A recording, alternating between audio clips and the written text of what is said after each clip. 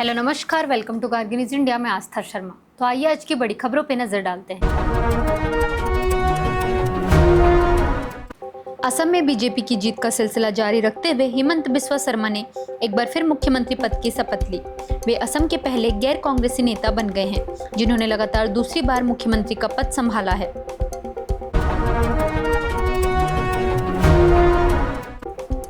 तमिलनाडु के मुख्यमंत्री विजय ने राज्य में TASMAC द्वारा संचालित 717 शराब दुकानों को बंद करने का आदेश दिया है। सरकार का कहना है कि यह फैसला शराब की लत और सामाजिक समस्याओं को कम करने के उद्देश्य से लिया गया है।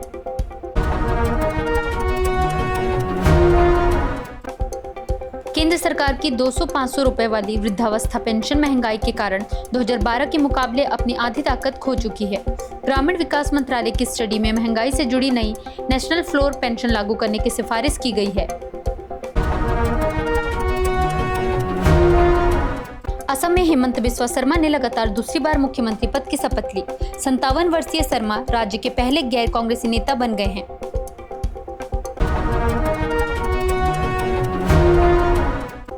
ग्लोबल निवेशक और लेखक रुचिर शर्मा ने कहा कि अमेरिका के दबदबे के बीच एशिया और यूरोप को साथ मिलकर रणनीति बनानी होगी, वरना वे कमजोर पड़ जाएंगे। उन्होंने भारत में AI को लेकर बढ़ते जुनून, पश्चिम एशिया ऊर्जा संकट और चीन की अर्थव्यवस्था पर अपनी चिंताओं को भी खुलकर सामने रखा।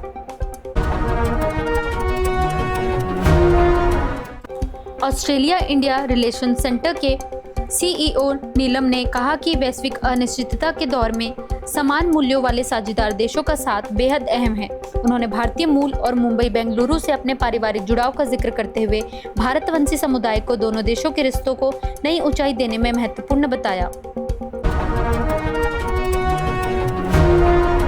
मध्य पूर्व में बढ़ते तनाव के बीच प्रधानमंत्री नरेंद्र मोदी 15 मई से 5 देशों के दौरे पर जाएंगे।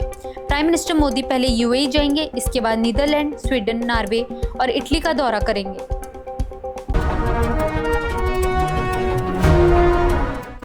तेलंगाना के मुख्यमंत्री रेवंत रेड्डी ने मंत्री के बेटे के खिलाफ पॉक्सो मामले में विशेष जांच टीम बनाने के निर्देश दिए हैं।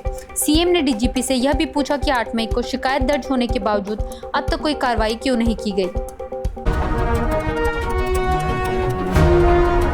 जम्मू कश्मीर को राज्य का दर्जा बहाल करने पर मुख्यमंत्री उमर अब्दुल्ला ने कहा कि यह एक बैठक में संभव नहीं है। गृह मंत्री अमित शाह से मुलाकात के बाद उमर अब्दुल्ला ने कहा कि अगर एक बैठक में समाधान होता तो अब तक राज्य का दर्जा वापस मिल चुका होता। तमिलनाडु के नए मुख्यमंत्री विजय ने शपथ लेने के एक दिन बाद पूर्व मुख्यमंत्री MK स्टालिन से मुलाकात की। यह मुलाकात उस कड़े विधानसभा चुनाव के बाद हुई जिसमें विजय की TVK ने स्टालिन की DMK को सत्ता से बाहर कर दिया।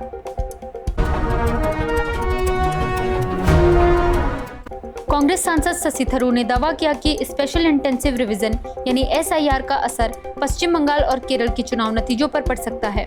थरूर ने कहा कि मतदाता सूची से नाम हटाने जैसे अनरिजॉल्व मुद्दों ने बीजेपी की जीत के अंतर को प्रभावित किया हो सकता है। विपक्ष ने आम लोगों से सादगी और बचत अपनाने की प्रधानमंत्री नरेंद्र मोदी की अपील के समय पर सवाल उठाए हैं। कांग्रेस नेता राहुल गांधी ने इसे सरकार की विफलता बताते हुए कहा कि भारत की विदेश नीति पर अमेरिका का दबाव दिखाई दे रहा है। तमिलनाडु विधानसभा अध्यक्ष JCD प्रभाकर ने कहा कि मुख्यमंत्री विजय ने MGR की झलक दिखाई देती है। मुख्यमंत्री बनने के बाद विजय ने पहली बार MK स्टालिन से मुलाकात की जिसे शिष्टाचार भेंट बताया गया। ब्रिटेन के प्रधानमंत्री कीयर स्टारमर पर इस्तीफे का दबाव बढ़ गया है क्योंकि लेबर पार्टी को स्थानीय चुनावों में करीब 1400 सीटों का नुकसान हुआ है। आलोचकों ने इमिग्रेशन, आर्थिक नीतियों और पार्टी की दिशा को लेकर स्टारमर के नेतृत्व पर सवाल उठाए हैं।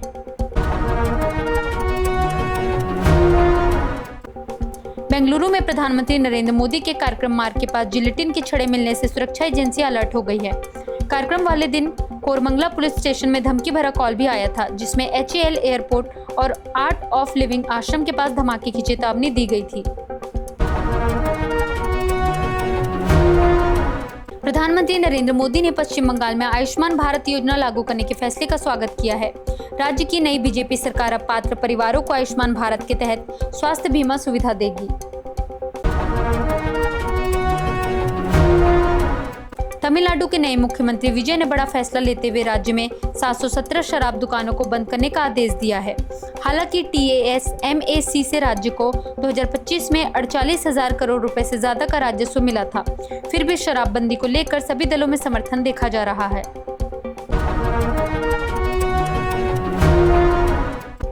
तमिलनाडु विधानसभा में मुख्यमंत्री विजय की मौजूदगी में उदयनिधि स्टालिन ने फिर कहा कि सनातनम को खत्म किया जाना चाहिए। उदयनिधि स्टालिन के इस बयान का वीडियो सोशल मीडिया पर तेजी से वायरल हो गया, जिस पर लोगों की अलग अलग प्रतिक्रियाएं सामने आ रही हैं। तमिलनाडु के मुख्यमंत्री विजय की सरकार को लेकर सियासी हलचल तेज हो गई है। AIADMK के एक गुट ने विजय को समर्थन देने का दावा किया है और कहा है कि पार्टी के अधिकांश विधायक उनके साथ हैं। ऐसे में सबकी नजरें फ्लोर टेस्ट पर टिकी हैं।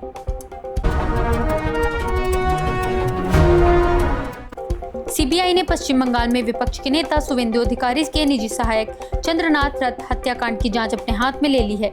चंद्रनाथ रथ की उत्तर 24 परगना जिले में घर लौटते समय उनकी SUV के अंदर नजदीक से गोली मारकर हत्या कर दी गई थी।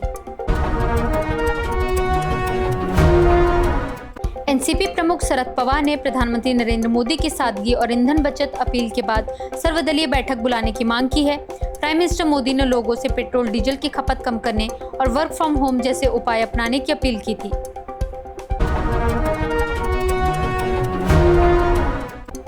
कांग्रेस नेता राहुल गांधी ने पश्चिम बंगाल के मुख्यमंत्री शुवेंदु अधिकारी पर निशाना साधते हुए इसे चोर बाजार की राजनीति बताया। वहीं तृणमूल कांग्रेस ने भी चुनाव आयोग के अधिकारी को मुख्य सचिव बनाए जाने पर सवाल उठाते हुए चुनावी निष्पक्षता पर संदेह जताया है। ये थी आज की बड़ी खबरें। बने रहिए गार्गी न्यूज इंडिया के साथ। मैं आस्था शर्मा। धन्यवाद।